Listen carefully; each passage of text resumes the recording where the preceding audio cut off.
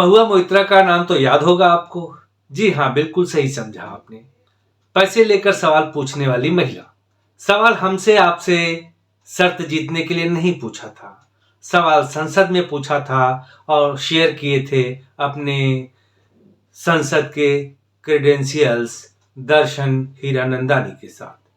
जो अनुराग, द्वेष और लालच के कारण रहा हो या फिर कुछ और, इनके इन कारनामों की सजा के स्वरूप इनकी संसद सदस्यता खत्म कर दी गई थी और सांसद का बंगला भी 7 जनवरी 2024 तक खाली करने का निर्देश दिया गया था।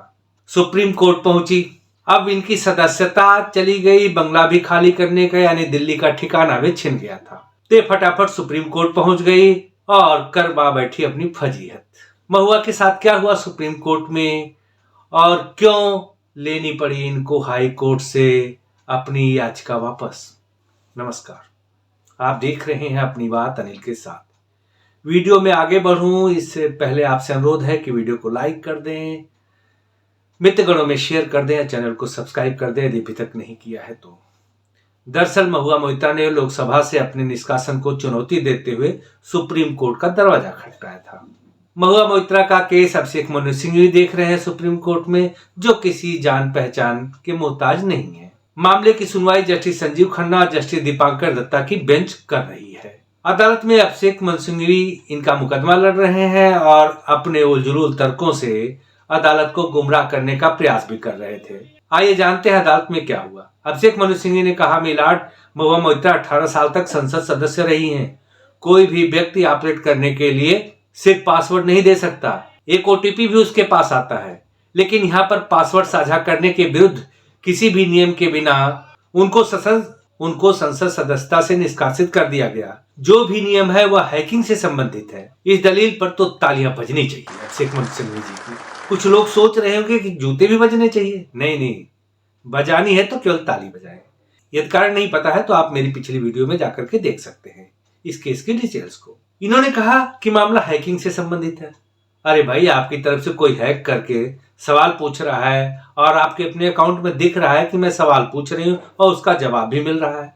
एक सवाल हो तो मान ले, एक बार हो तो मान ले कि आदमी इग्नोर कर सकता है, लेकिन बार बार होगा तो कोई कैसे इग्नोर करेगा। सालों से सवाल पूछे जाने, सवालों की संख्या 50 से अधिक है। जो 61 सवाल पूछे थे उसमें 50-53 सवाल केवल उसी से संबंधित थे और आप रिपोर्ट नहीं कर रही हैं और मामले को हैकिंग से संबंधित बता रहे हैं। ये बताओ यार, इतनी गंदी दलील कोर्ट में दे कैसे लेते हो? और सुना आप लोग बहुत फीस लेते हो, लेकिन जो सवाल भी पैसे लेकर पूछता हो वो आपको पैसे दे रहा है कि आप भी गिफ्ट के लिए मुकदमा लड़ रहे हो। सिंघवी ने अदालत में कहा कि दर्शन हीरानंदानी और जय देहात के आरोपों में विरोधाभास है। जय का कहना है कि हीरानंदानी ने सवाल पूछने के लिए दबाव डाला। ठीक इसी तरह के आरोप हीरानंदानी ने जय पर लगाए हैं। हालांकि इस पूरे प्रकरण में धन के लेन देन की कोई कड़ी नहीं मिली है और न ही मुख्य गवाहों से जीरा हुई है। सिंघवी जी, आप खुद हो कि अदालत को बना रहे हो?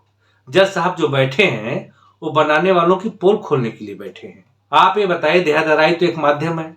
दर्शन हीरानंदानी ने महंगे गिफ्ट की बात कही जो आपके वकील ने माना भी है और आप कहते हैं कि कहीं धन का लेन देन नहीं है। ये बताइए, वो गिफ्टवा बिना धन के आया था का? आप यह दलील देने से पहले पूछ लेते अपने क्लाइंट से तो खुद बता देती। वैसे उन्होंने ये सब बता दिया है और सारी इंफॉर्मेशन सोशल मीडिया पर पड़ी हुई है। आइए जानते हैं कि आगे कौन कौन सी दलील दी इन्होंने। अभिषेक मनु सिंघवी ने कहा कि महुआ को केवल अपनी लॉगिन आईडी शेयर करने की वजह से निष्कासित किया गया है। उन्होंने कहा कि रिश्वत के आरोपों पर भी गौर करना होगा और लॉगिन के बाद एक ओटीपी भी आता है। तो अदालत ने महुआ मोइत्रा से पूछ लिया कि ये बताइए, आप ओटीपी साझा करती थी या नहीं? यह बात महुआ मोइत्रा मानती है कि नहीं? तो सिंघवी ने कहा, ये सब सांसद अपने सचिवों के साथ करते हैं। क्या कमाल है। ये क्यों नहीं कहते कि मामला हैकिंग का है, ओटीपी नहीं दिया था? अदालत का साफ सवाल था कि क्या हीरानंदानी के साथ ओटीपी शेयर किया था, तो आप कहते कि ये सब सांसद अपने सचिव के साथ करते हैं। अब हीरानंदानी को महुआ का सचिव बता रहे हैं या सच उगलने से कतरा रहे हैं? सिंघवी ने बजट सत्र का हवाला देते हुए पहले सुनवाई पर जोर दिया था, लेकिन कोर्ट ने कहा कि हम जांच करेंगे कि क्या हमारे पास इस मुद्दे को सुनने का अधिकार क्षेत्र है। अगर हमारे पास न्यायिक समीक्षा की शक्ति है तो हम जांच करेंगे। वहीं लोकसभा सचिवालय के लिए एसजी तुषार मेहता ने तर्क दिया कि आंतरिक अनुशासन बनाए रखने के हित में सुप्रीम कोर्ट संसद के अंदर लिए गए निर्णयों में हस्तक्षेप नहीं कर सकता। सुप्रीम कोर्ट ने निष्कासन के फैसले पर अंतरिम रोक लगाने से इनकार कर दिया। अदालत ने कहा कि महुआ का संसद से निष्कासन बना रहेगा। सुप्रीम कोर्ट ने कहा कि फिलहाल उनको अंतरिम राहत नहीं दी जा सकती। ये मामला इतना आसान नहीं है। इसके साथ ही अदालत ने महुआ की संसद कार्रवाई में हिस्सा लेने की इजाजत देने की अर्जी को भी ठुकरा दिया। हालांकि सुप्रीम कोर्ट मोहित्रा के निष्कासन के खिलाफ अर्जी का परीक्षण करेगा। अदालत ने लोकसभा के महासचिव को नोटिस जारी कर मामले पर जवाब मांगा है। अब इस मामले की अगली सुनवाई 11 मार्च को होगी। अब आपको दलीलों से पता चल गया होगा कि अभी यही तय नहीं हुआ है कि मामला सुना भी जाएगा या खारिज हो जाएगा। तो उधर दिल्ली हाई कोर्ट में भी महुआ मोहित्रा पहुंच गई।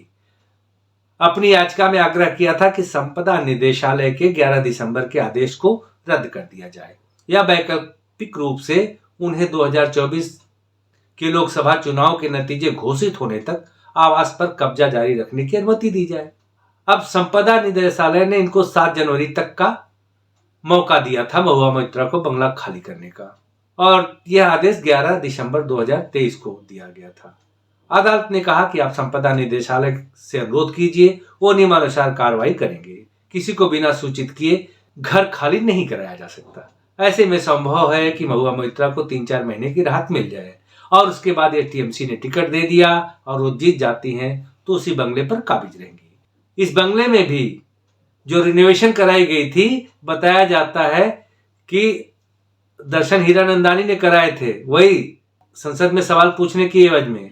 पता नहीं महुआ मोहित्रा फैसला लाइक करती हैं कि नहीं करती हैं, लेकिन आप वीडियो को जरूर लाइक कर दीजिए, चैनल को सब्सक्राइब कर दीजिए। मिलेंगे फिर अगली वीडियो में, तब तक के लिए नमस्कार, जय हिंद।